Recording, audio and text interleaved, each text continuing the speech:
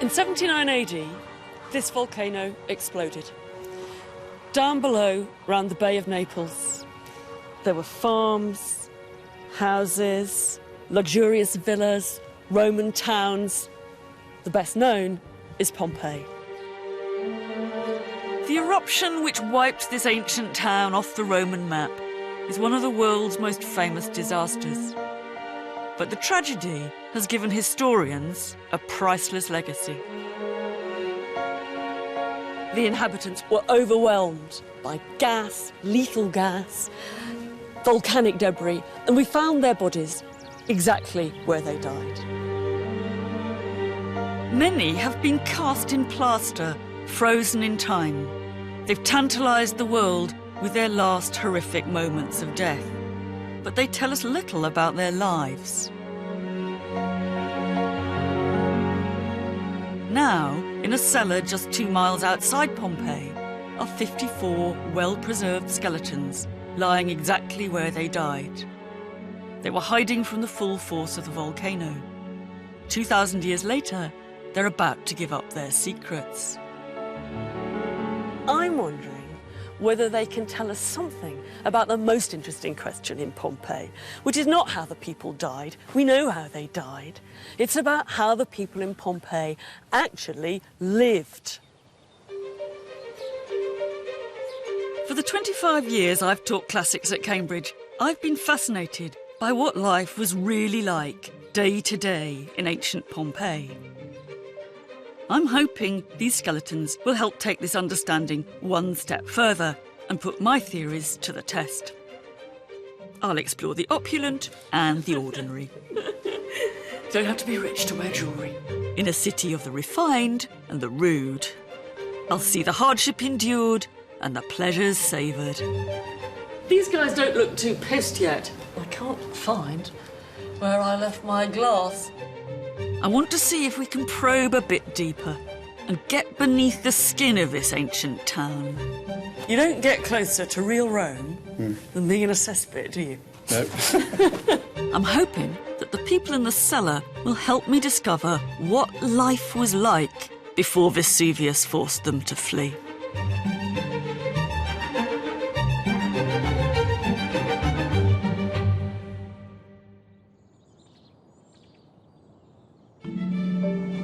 Pompeii is the most important archaeological site in the Roman world. Nowhere else do we come face to face with antiquity, up close, in quite this personal way.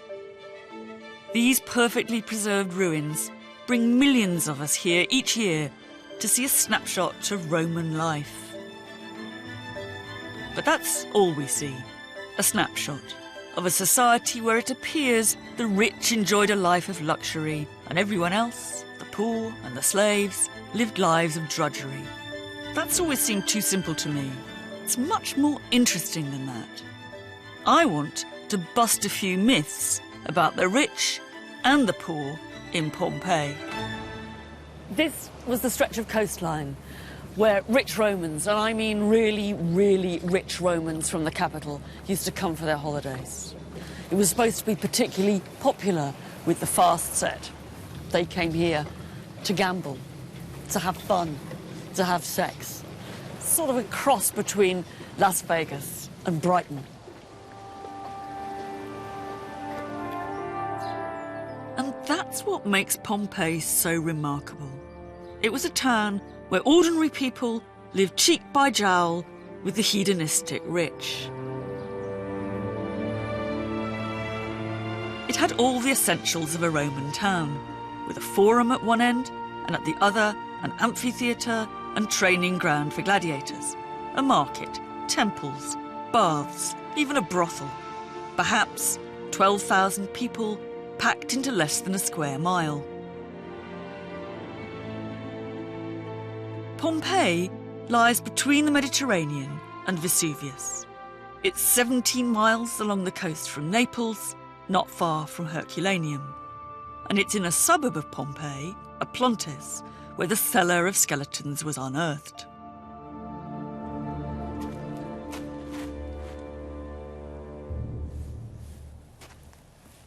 It must have seemed a sensible place to come.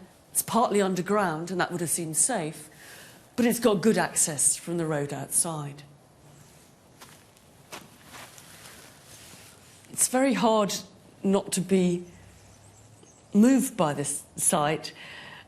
I mean, they may be 2,000 years old, but they're still victims of a terrible human tragedy. On the other hand, I can't help wondering what these bones might tell us about the life of these people. The first thing we can tell from the cellar is that these people appear to be divided into two groups. On one side, they were carrying money and jewels. These bodies have been catalogued and tidied away into boxes. The others, left where they fell, were found with nothing. So how can we explain this divide? You could come up with all kinds of theories as to why it might be. But for my money, the most likely thing is that we're dealing with a distinction in wealth.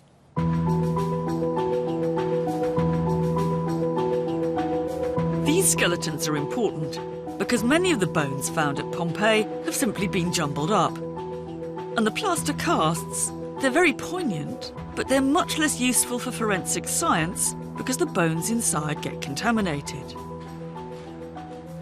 Remains preserved, like those in the cellar, exactly where the people died, are rare. For the first time, these are going to be analysed by a forensic team led by Fabian Kantz. So far we have found at least 54 individuals here, at least. And this gives us a broad cross-section of the society of the Roman at that time. The point is we have a great opportunity here because we have a snapshot of the society. We might have slaves, we might have upper-class people, and we can find out if there have been big differences.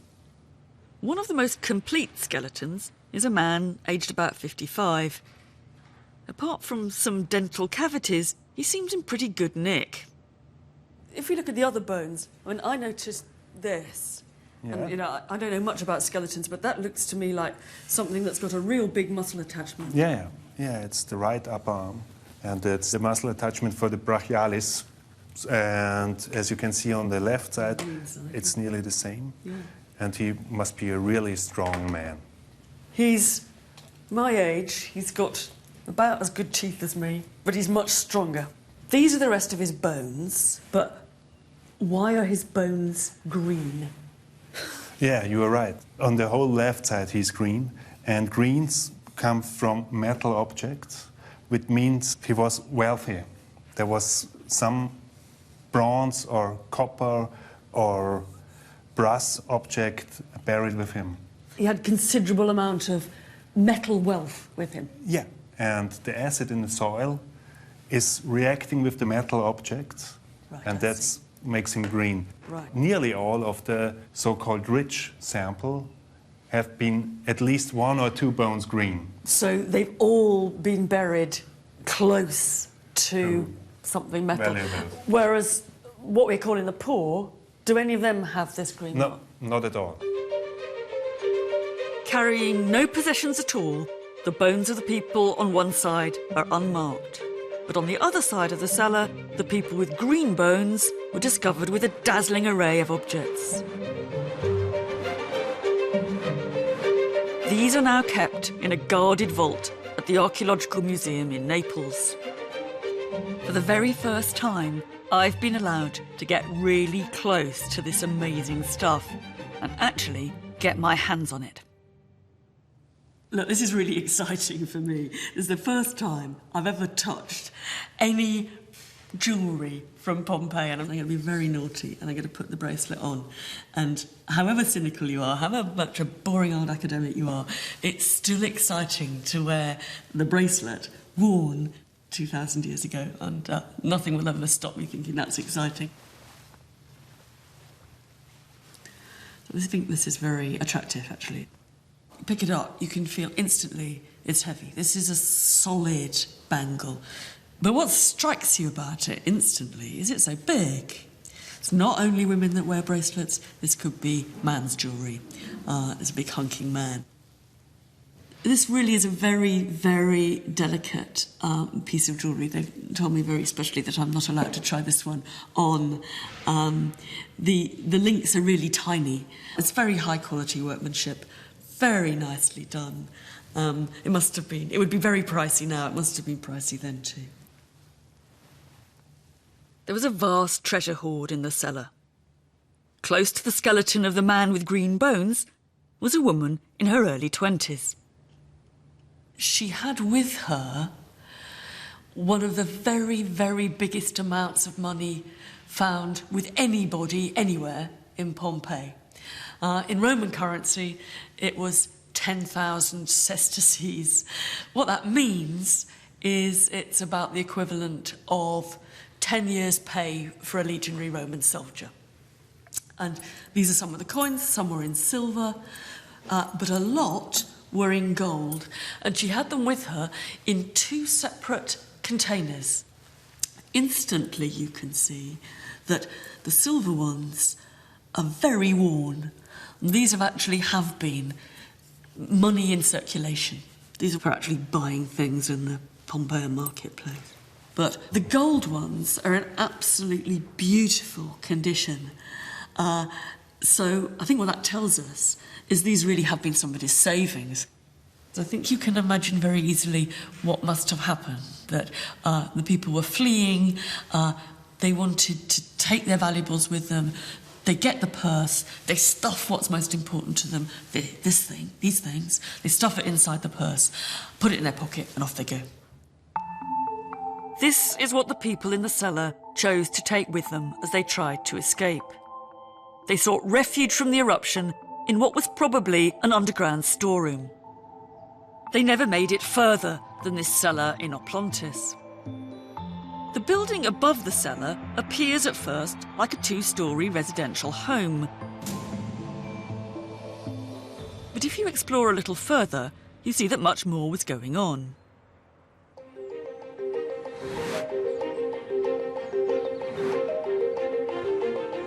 There's a large building with 2 floors of storerooms, piles of big containers and wheel ruts made by hundreds of carts. This was clearly more than somebody's house. This is an agricultural depot. It's ghostly now. In Roman times, it must have been an absolute hub of activity, with people packing things up, carting things, wheeling them off, getting them ready for dispatch. Whoever owned this place must have been pretty wealthy. But he wasn't anything like as wealthy as one of his neighbours, because just over there, few yards from this place, is one of the most luxurious villas ever found in all of the Roman world. The cellar is only a stone's throw from this stunning Roman mansion. 100 rooms, decorated with sumptuous frescoes, painted with pigments from the farthest corners of the Roman Empire. And to top it all, an Olympic-sized 200-foot-long swimming pool where the guests could let their hair down. So, while the rich frolicked at their pool parties, what was life like on the streets of Pompeii?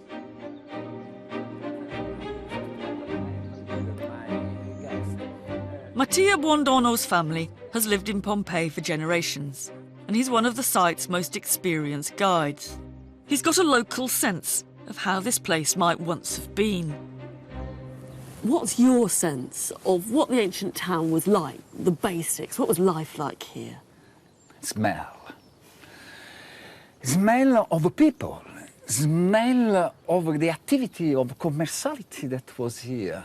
Smell of everywhere. Smelling of money. And the smell of the animals too, presumably. Yes. And just think of the smell of the shit. Yes. Awful. For them was normal life.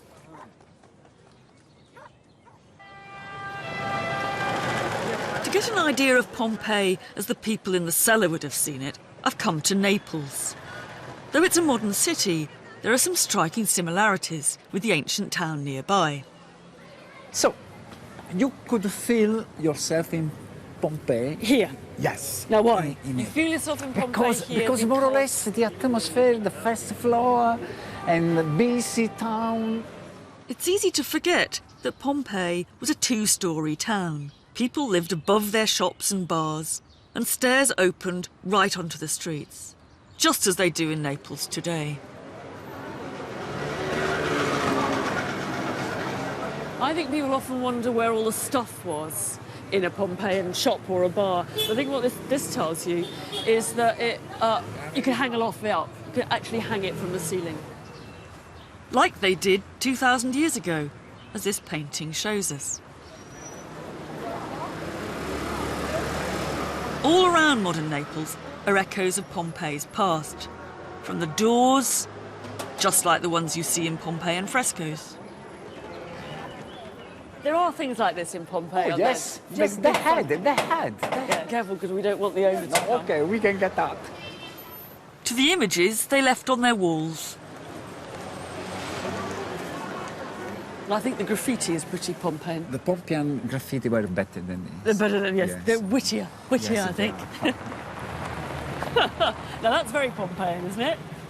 No, Pompeii was cleaner. Pompeii was cleaner than that? Yeah. Do you really think so? Oh, yes, But because... here, you don't, do you? So we can find all kinds of clues as to how ancient Pompeians lived in modern Naples. But what can the bones from the cellar add to the picture of their lives? See, this looks quite ordinary to me. This is a leg bone. This is the lower part of the leg bone, and if you compare it to this bone, it's swollen. Oh, yeah, no, I see. And you can see all these little holes. And what is that? This is the infection of the skin and the bone. A possible reason for this might be a cut. This is one explanation for it. So you get a cut, you haven't got antiseptic. Yeah. You maybe don't even know exactly what the relationship is between dirt and infection. No. And so the cut never properly heals and is a kind of lifetime infection, really. Yeah. Painful or not painful? It's very painful, very painful. So where could this infection have come from? After all, we tend to think of Romans as a rather clean lot, regularly visiting the baths. It's true that bathing was an important part of life, as we can see at the baths near the Forum in Pompeii. They give us a better picture than anywhere else in the world of how Roman bathing actually worked. This is where you took your clothes off. I think it must have been quite stunning to come in from the hot, sweaty outside through the narrow corridor into this beautifully decorated room. I think you have to imagine the baths as being a place where someone whose life could be a bit drab could come to bright colours, twinkling lights, water, splashing, everybody with their clothes off. The baths were the people's palace. Bathing was a great leveller. Almost everyone in ancient Rome, rich and poor, men and women, would have gone to the baths, including the people from our cellar. These feats of engineering had underfloor heating, a series of hot and cold rooms. And in Rome itself, they could even have a library attached. You get all sorts of things out of coming to a Roman bath. You get hot and cool and you get rest. But I think it's also crucial to remember you get wonderful things to look at too.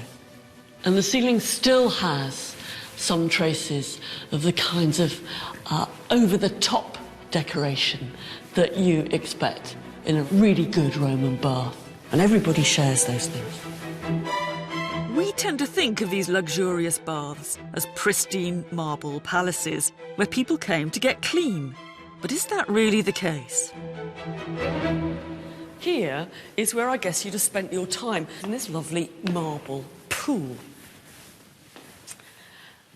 It's a bit like a jacuzzi. I think California, or perhaps think rugby club. You sit down, the warm water's around your feet. This is a great time to relax, to talk to your friends in this lovely setting. There is, however, a nasty surprise in store. We can see ever so clearly where the water comes into this pool. There's a nice little spout here bringing the water in. But you can look all around and there isn't a single place where it can go out. What this means is there is absolutely no circulation of water at all in this pool. All the people who piss in here, their sweat, it all comes into a steaming, hot, watery mass. Just how healthy is that? Well, it's not at all healthy. Even some Roman doctors realised it wasn't healthy. There's a great Roman doctor called Celsus who says, make sure you don't go to the baths if you've got an open wound, because you're likely to die of gangrene if you do. Whether the people in the cellar made that connection, we don't know. But the bones offer an extraordinary revelation about another area of the population's health. So, these are two different people, are they? They are two different people, 10 to 12-year-old children. They're both the same age and they have both the same abnormalities on their teeth. We think most probably they have been twins. Same age, same teeth. Yeah, and they had a problem. On closer examination of the twins' teeth, Fabian's colleague Maciej Henneberg discovered evidence of a horrible and unexpected disease. They must have a massive illnesses. And one possible explanation for it is congenital syphilis. I'm not joking, but... I thought syphilis didn't come to Europe until much later than this.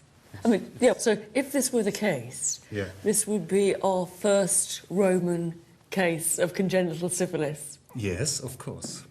Well, that would be something to find in this cellar, wouldn't it? If this is true, it would overturn the idea that the disease first arrived in Europe with Columbus's sailors. This would be the first recorded case of syphilis by more than 1400 years. But the twins in the cellar also tell us about another aspect of ancient Roman life. This must have been a really bad and serious illness. Somebody had to took care of them. A lot of care, a lot of health care, a lot of effort that they made it. What strikes me is that they were found in the so-called poor sample, but still must have received years of medical care.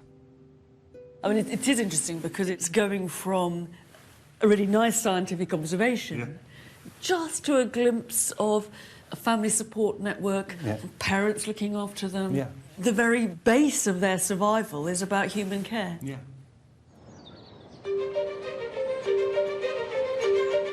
The possibility of a sexually transmitted disease might at first sight reinforce a view many people have of ancient Rome as a society of debauchery and sexual excess. There's willies, big willies, everywhere. When one object was first found in a Pompeian bar, it was deemed too shocking to be put on public display. It's a bronze lamp and all kinds of things dangled off it. Bells and stuff, the kind of wind chimes for us. The Romans would have called it a tintinnabulum. But the centre of attention must have been this chap here, a bronze hunchback pygmy with a huge willy, which he is in the process of cutting off. Now, I like to think that this shows greater anxiety on the part of the Romans about their masculinity, but who knows? Maybe it's a strange form of erotica. Maybe it's a joke on the guys who came to drink in the bar. Or is it, in the end, just a lamp? Whatever its function, you only need to stroll around town to see the same phallic theme again and again. What did they mean? What were they for? Everybody's had a theory, and there have been some pretty mad ones. Do they, for example, point to the nearest brothel? Well, I'm afraid not a hope. If this were the case, Pompeii would be littered with brothels. Some people think it is, but I'm not so sure. If you look carefully, at this upmarket bathhouse, you see that displays of sex can be interpreted differently. The painting on the room you come into features all kinds of sexual positions. Not just that, each one is given a number. This has launched the theory that this bath establishment is not just a bath establishment, but has, perhaps on the upper floor, a brothel attached. It's a kind of massage parlour with fringe activities. I'm afraid the truth about these paintings is a bit more mundane. And what we've really come into is the changing room. You can see along the walls the place where the shelf to hold your clothes would have been put. And what these paintings are, I think, are not adverts for the sex that might be going on upstairs. You know, please could I have 3 hours of number 4? I think they are a clever way of helping you remember where you left your tunic or your toga. And in fact, if you look rather carefully at what the numbers are written on, they're written on kind of wicker baskets, which I think is what we imagine would be on the shelf below where you left your belongings. So the idea would be, I left my toga near the fellatio. It's a kind of joke. But if you head across town, there is one building where there is no debate about its intended function. As far as I'm concerned, this is the town's one and only known brothel. Now, this is where you can see that the whole wall is covered with the graffiti of the customers. They're an interesting multicultural bunch. There's a couple in Greek. They're very hard to read. Latin handwriting is absolutely dreadful. But this one here is clear and pretty typical. I came along here and I had a good which is about as clear as you can get. It's a pretty gloomy place, and I think my heart goes out to the prostitutes who have to work here, honestly. The sex here still sells 2,000 years later, because this is the most popular visitor attraction on the entire site. This place is always packed with people because we still have a glamorous view about Roman sex and Roman brothels. We also get told a lot of rubbish about it. If you listen to what the tour guides are saying here, they look at these paintings up above the cubicles and they say, oh, what these are, they're the menu at the brothel. You might not be able to speak Latin very well, but you could always ask, like in a bar, for, can I have some of that one above that door? It's rubbish. Doesn't add up to me. I think they are fantasy images about sex. This place is bad enough. It's dark, it's dingy. The girls are working in prison cells, effectively. You don't have to make it worse by pretending that you came and chose sex like you choose a hamburger. Between the frescoes, the phalluses and the brothel, you can see how we ended up with the image of Pompeii as a society obsessed with sex. But we need to think again about this ancient myth. My idea is pretty simple, honestly. I don't really think that the Romans are any more interested in sex than we are. I think it's much more to do with male power. It's to say, this is a very masculine culture. Roman power is about male power. The phallus tells you that Roman power is built on its masculinity. We've been too keen to see sex in every corner of Pompeii, and that may go for another image of Roman life too. We picture the rich gorging themselves in gluttonous feasts, while the poor and the slaves who serve them go hungry. I wonder if the skeletons in the cellar can give us a different view on that too. Fabian, is there anything that you've been able to discover so far which might tell us about the diet of these people? From what we can see with the naked eye, we didn't find any signs of malnutrition or lack of minerals. There is no significant difference between the two groups. So everybody here was getting enough of what they needed to keep alive and pretty healthy. Yeah. This is remarkable. We might expect to see big differences between the rich and the poor perhaps smaller and showing signs of nutritional deficiency. But not here. So can we find out more about what these people had actually been eating?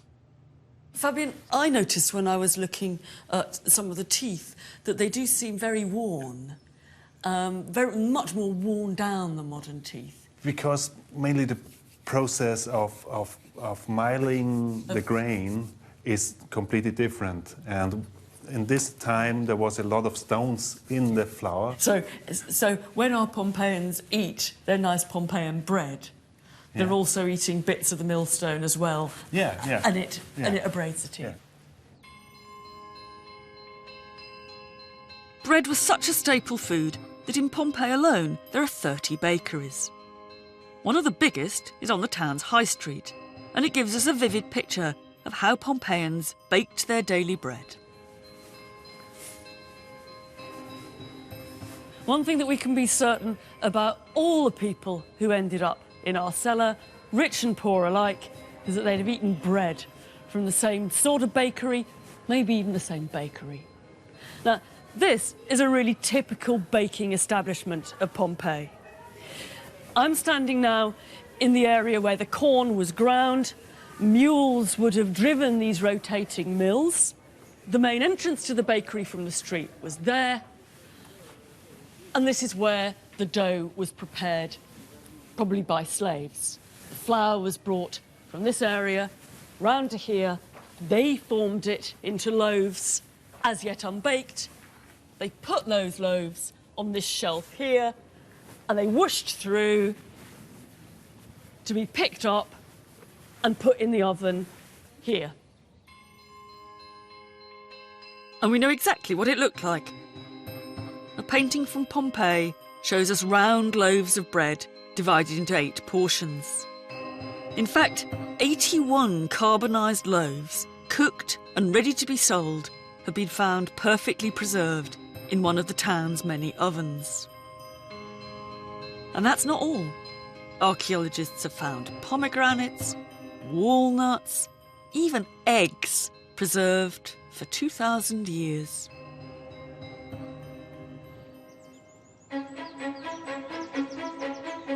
And now, an extraordinary piece of new research means we can prove that it wasn't just rich Romans who ate well. In Herculaneum, 9 miles from Oplontis, historian Andrew Wallace-Hadrill is leading the excavation project. Herculaneum was buried under more than 50 feet of volcanic debris during the eruption of 79. Above this street was an apartment block inhabited not by Rome's super-rich, but by the ordinary people of the town. What went into their mouths came out 15 feet below. Let's come down here, Mary. It's not quite so scary as it looks. Down here, the evidence of Roman diet has been perfectly preserved for 2 millennia. I'm not great on You ladders, appear Andrew. to be disappearing into the bowels of the earth. We're getting to the bit where you can see some very good downpipes here. This whole sewer is fed from above. The stuff coming down smears down the wall, generations of stuff, leaves a trail, and it's still brown. You can see very clearly how brown it is. It just leaves this trail of shit. It feels real. You don't get closer to real Rome than being in a cesspit, do you? No. So you've got a layer of shit on the floor, Yep. and then volcanic material covering it. Exactly. Right, Beautifully sealing the stuff on the floor. Right, so you take out the volcanic material and get to the shit, that's right. Yeah. It's all gone now. It's all gone It's all now, been but it was removed, yeah. up to our knees, roughly, was really, really precious material. In archaeological terms, this is gold. You mean it's precious because it literally was what had gone through these Roman lavatories? Yeah. Down here was the story of Roman diet, just waiting to be found. This is the world's largest archaeological excavation of sewers. Over 700 bags of human waste were collected from the sewer floor and are being systematically analysed to tell us more about what Romans were eating. What have you learnt so far about diet? In terms of diet, the amazing thing about the contents down here is the variety. You've got bones of all sorts, a lot of fish bones. We're right by the sea. They had a high fish diet, but also chicken and eggs. But walnuts, a good variety of nuts. So you've got a complete mixture between local stuff and imported stuff, which is so typical of the Roman Empire. You're certainly going to live well on this. You live healthily on this. What's important is to try and fix who the people were that were living above this cesspit and sending their cess into the sewer. There are a series of shops immediately above us. So some of them are shopkeepers, definitely. And then above them are 2 more floors of flats. And it's terribly tempting to think, because they're flats, these must be absolutely dirt poor. They're neither dirt poor nor stinking rich. And this is a really hard thing that, you know, people often think of the Roman world as being there, these really posh people at the top, and then everyone else is ground down and miserable. No, sorry, it's much more complicated than that. These are not really posh people. They aren't rich enough to live a life of luxury. They're ordinary people. Ordinary. The excavation in the sewers supports what we found in the cellar, that rich and poor shared the same basic healthy diet. But let's not kid ourselves. The rich took every chance to show off their wealth. And where you ate was one way to do that. This is a top-of-the-range Roman dining room. We might imagine that some of the richest of the skeletons in our cellar, even if they didn't own something like this, might once or twice have eaten somewhere like this. It's built around the idea of running, trickling water. Water would rush down from that little niche at the back. It would then feed in to this pool here. It would feed out over the marble, and it would end up in another pool with a fountain overlooking a garden beyond. The other thing that I think is quite interesting is it reveals very sharply how dependent the rich would be for their display eating on slaves. You've got to get up there to recline. How do you do it? And how would you do it in a toga? The answer must be that you were helped by your slaves. That's a very nice day-to-day indication of how the Roman elite relied on the servant class. Let me try and get up. This is not easy. Whoops. Now, I suppose that what I do is recline like this, but I hope to goodness they had some cushions, because it really isn't very comfortable. I'm a bit far from where my wine might be in here. It certainly seems to me that this is ostentatious dining coming at the price of comfort. So, unlike today, when having money means you can eat out, if you were rich in Pompeii, you were dining at home, surrounded by opulence. But what about ordinary Pompeians who weren't living in luxury? Where were they eating? Fast food joints are one of the commonest features of the Pompeian street scene. There's over 150 of them in the city. There's 20 of them in this section of street alone. There's so many of them that they can't possibly have been for the rich alone. They probably weren't for the rich at all. They were the people who didn't have places to eat at home. They were the people coming in from the countryside, or the people coming in from the port who wanted to get a bite to eat.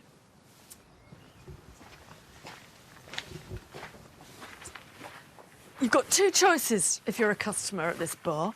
Either you come to the street or to the counter, see what they've got on offer in the dishes here, choose what you want, take it away. Fast food. But if you've got more time, and I guess if you've got more money, because probably like modern Naples, you've got to charge more if you want to sit down. As you go into the back room, then you spend time eating and drinking at a table. I imagine it was pretty crowded, perhaps 6 or 8 tables with people sitting round. And when you got down on the tables, when you were sitting on the chairs, at your eye level, were these lovely little scenes of life in the bar. From the storerooms of the Naples Museum, a fresco found in Pompeii has been specially brought out for me to see. Perfect. Grazie. Grazie tanto. It once decorated the walls of another bar and gives us an idea of a typical Pompeian night out. They're very clever, actually, because it's not just paintings, but the paintings have got the ancient equivalent of speech bubbles attached to them. So the little dialogue, a little story develops. And the story is not entirely unfamiliar. After a good few drinks, 2 men get into an argument about a game of dice. The upshot of this we see in the sadly bashed up last scene, but happily the writing still survives. One's saying, "You scumbag, I won," and the other is saying, quite literally, "No, you didn't, you." And just at the right-hand corner, it must be the landlord, because his speech bubble is saying, "Look, chaps, if you want to fight, get outside." I think it's nice actually ending this little series of scenes with the landlord, because it reminds us that bars are not just places where people go and get drunk and gamble and flirt. They're actually somebody's business. So where rich and poor were eating and drinking was worlds apart. But what they ate was for the most part very similar. Everybody shared the benefit of food grown in this marvellously fertile region and sourced from the plentiful Mediterranean, which in those days was right on their doorstep. It's easy to forget that in Roman times, Pompeii was absolutely off the seashore. It's only the seismic activity that means that it's now inland. Pompeii itself had a port, and there were other little harbours up and down this coastline. Goods came in from abroad, and goods went out from this rich agricultural land.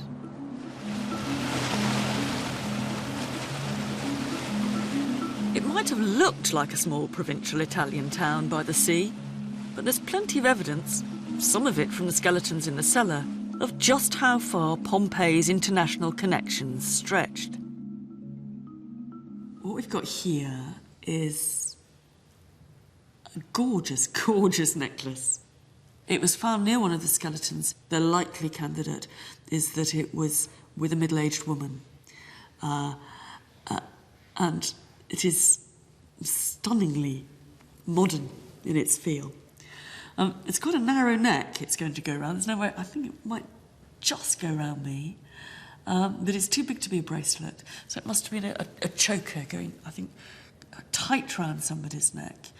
One of the puzzles about these things always is where exactly the raw material for them comes from. Emeralds aren't found naturally near Pompeii. The likelihood is that they come from Egypt. These roughly shaped emeralds, belonging to one of the skeletons, aren't the only evidence we have of Rome's two-way global traffic. This is one of the most extraordinary objects ever found in Pompeii. What it is an ivory statuette, and you only have to look at it to see this looks Indian, and it is Indian. That's where it comes from. So it absolutely brings it home to you in an instant that Pompeii and the Pompeian inhabitants know about what happens in the outside world, or they have an awareness of Egypt and Africa and Asia and all the other places around the Mediterranean in a way that's quite different from what one imagines the global view of an English village might be in the 18th or 19th century. So Pompeii was a small town with a world view. But how far do our skeletons in the cellar reflect that? We know that Pompeii is in some ways a surprisingly multicultural little place. Yeah. There are foreign objects here, foreign imports. It's got a port. it's looking towards the outside world. What's always been much trickier to pin down is just how far the population was multicultural. Have we got any evidence from these skeletons about the makeup of Pompeian society? I mean, really, the ethnic or racial makeup? We found 2 skeletons where we're quite sure that they are of African ancestry.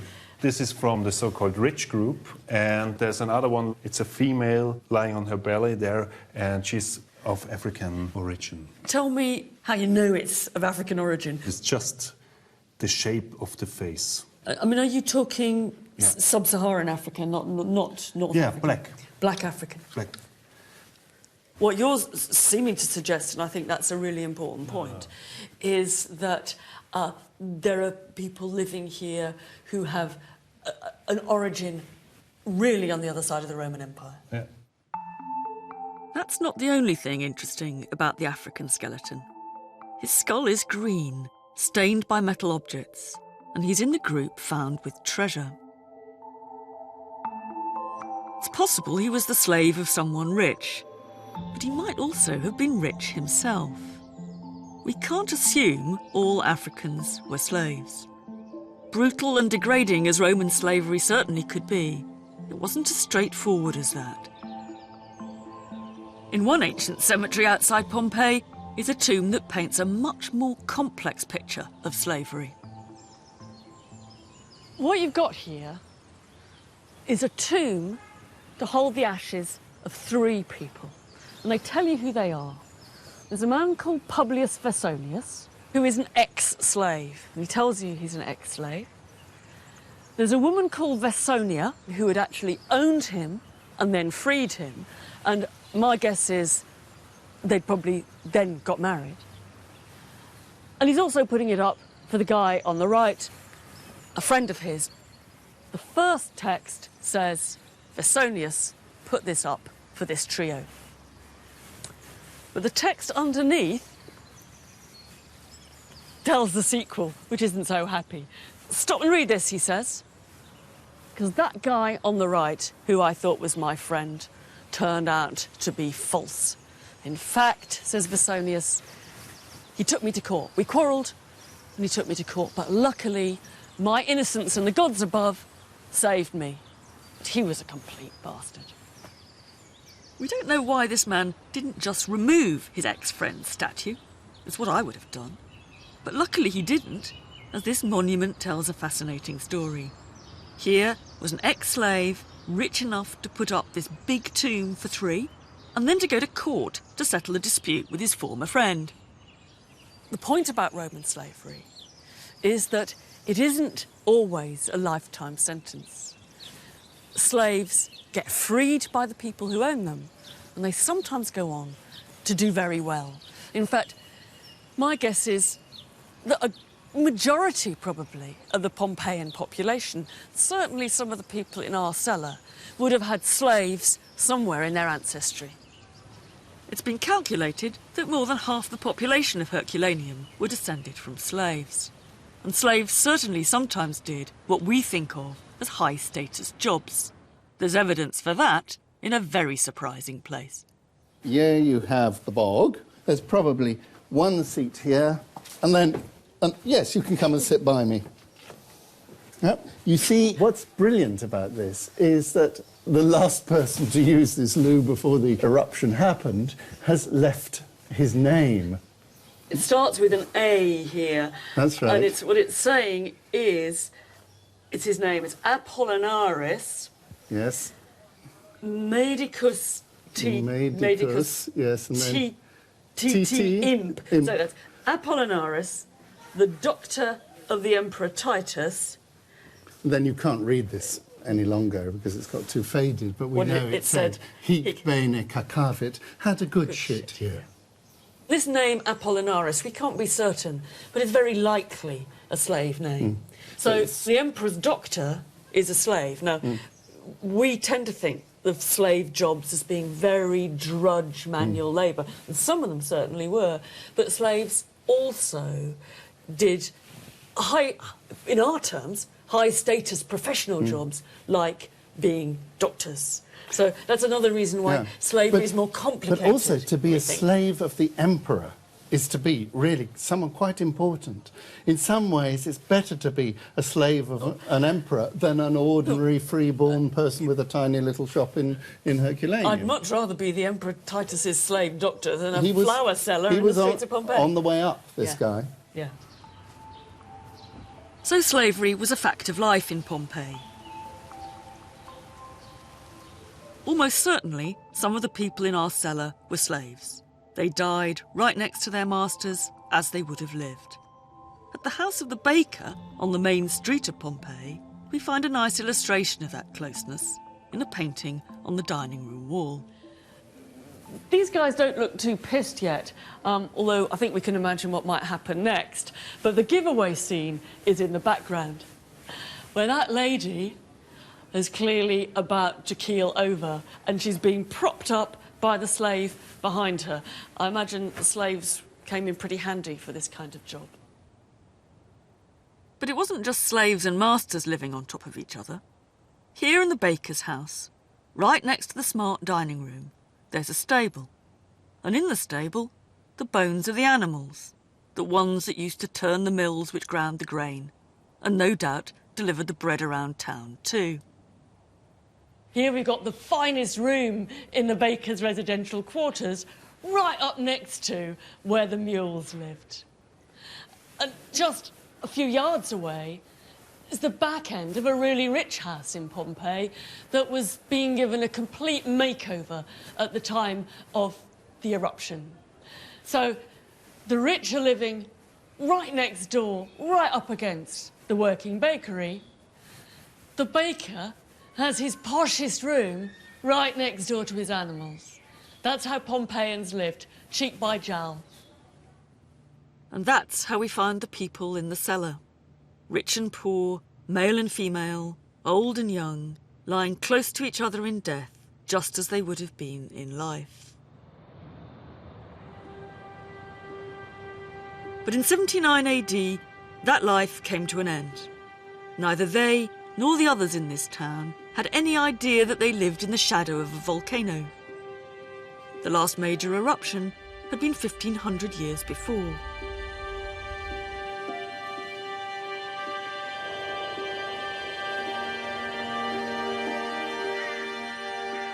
Nothing could prepare the population for what happened when Vesuvius exploded.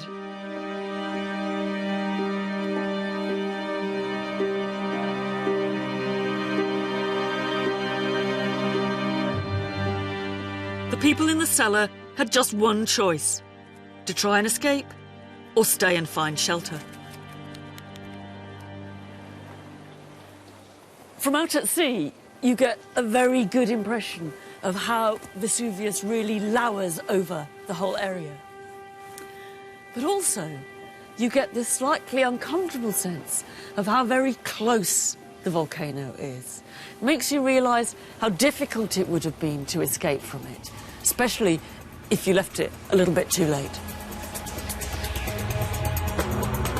While friends and neighbours fled, we know that our 54 people looked for cover, and many took their most precious belongings with them.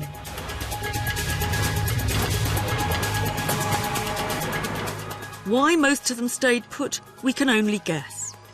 But in one case, there's a strong clue.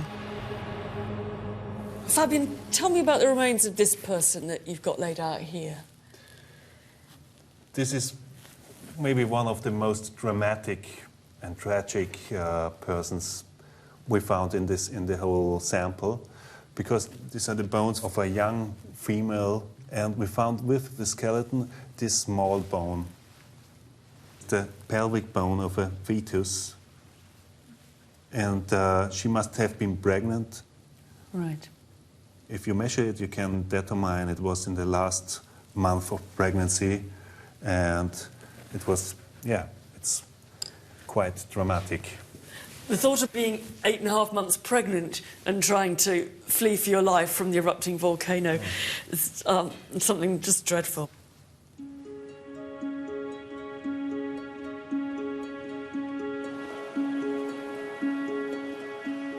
Amazingly, an eyewitness account of the eruption survives. It describes how on that fateful day you could hear the shrieks of women, the squalling of infants and the shouting of men. Some calling out for their parents, others for their children or their wives.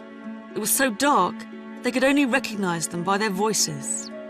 Many pleaded for the help of the gods, but more thought that the gods had disappeared and that the world had been plunged into eternal darkness.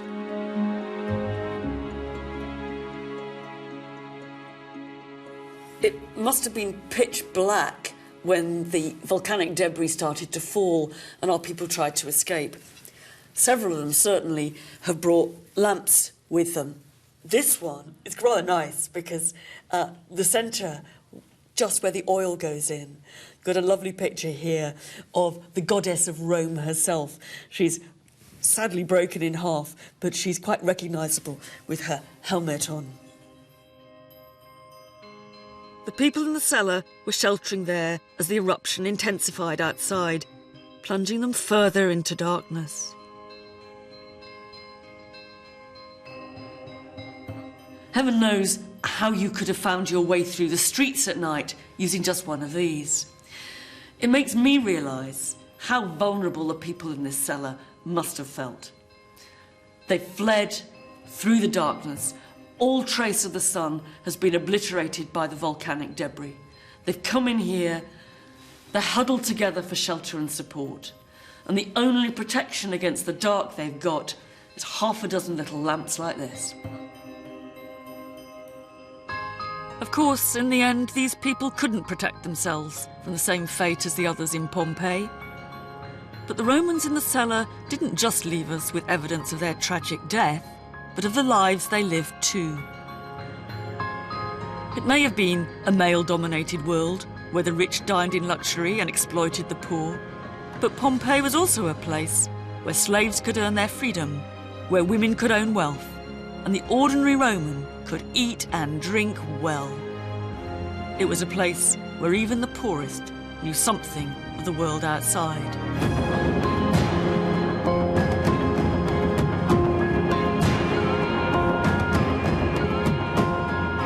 The people who died in this cellar help us to understand that Roman society wasn't quite as black and white as we often imagine it to be. Sure, these people would have had vastly different lifestyles, but they lived cheek by jowl, and they shared a lot too.